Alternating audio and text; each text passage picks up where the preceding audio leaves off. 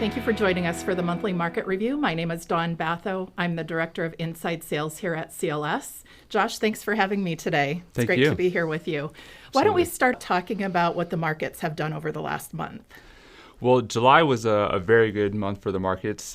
We saw positive returns out of both stocks and bonds. And we really think it's just a continuation of the great year that we've seen so far this in 2016. CLS portfolios have definitely participated in this strong performance. If you look at some of our investment themes, international opportunities, for instance, emerging market stocks, which have been an emphasis of ours, have done very well. Year to date, they're one of the top performing asset classes, and that's had a large positive contribution to our performance. And then within creative diversification, at the beginning of this year, we added to high yield bonds, emerging market bonds, and commodities, and those have all also had a really positive impact on our performance. Good, that's good for investors. Income strategies have been doing very well. What do you attribute that to?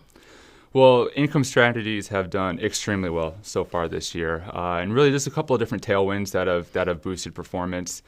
First and foremost, you've seen yields on Treasury bonds drop pretty significantly so far this year. We've also seen, a rally in commodity prices, as well as just a general compression within credit spreads.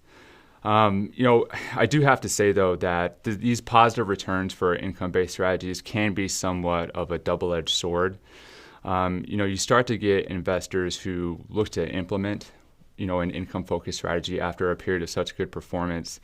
And by buying an asset after a really nice run-up and then ultimately selling that asset after a pretty steep drawdown, this type of performance chasing is really what causes investors to underachieve in the long run.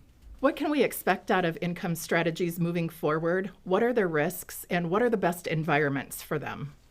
Sure. So I think what we can expect from an income strategy the remainder of the year really depends on what sort of environment we're in. So you saw at the beginning of this year, the environment was really characterized by a sharp drop on the yield of Treasury bonds. And income strategies, just generally speaking, have a larger sensitivity to interest rates. So it shouldn't be a surprise that the environment where they would perform or lag the most would be an environment just the opposite of what we've seen so far this year. And that would be an environment where interest rates were rising rapidly. Now, just because the Fed, continues down their path towards a tighter monetary policy, we don't necessarily believe that that's going to mean interest rates are going to shoot up very quickly or very far from here. And there's a couple of reasons for that. Just to start with, economic growth remains slow. Inflation has been subdued. Around the globe, there's trillions of dollars worth of bonds that are trading at a negative yield right now, which would make Treasury bonds comparatively more attractive.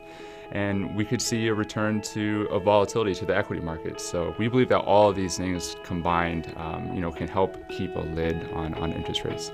Good. Thank you, Josh. Thank you for joining us for the monthly market review. And remember, stay balanced.